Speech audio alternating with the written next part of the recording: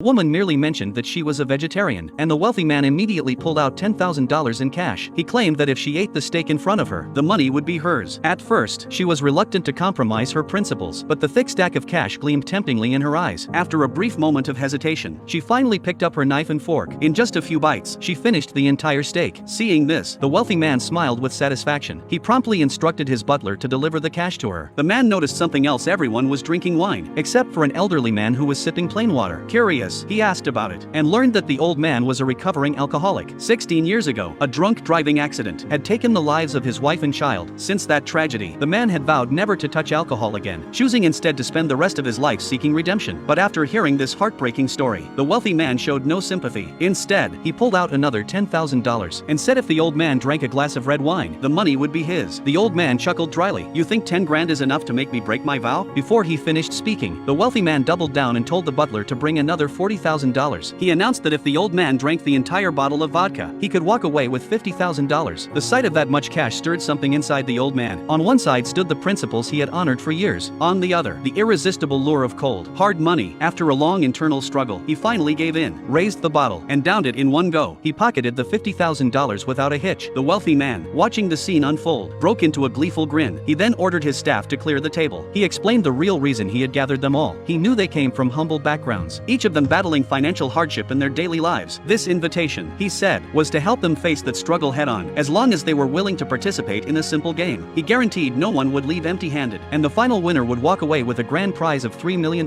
Best of all, the game was incredibly easy to play. To make things crystal clear, he even gave a demonstration. Travis, would you rather kiss Iris or Peter? Guess I kiss Iris. Very good.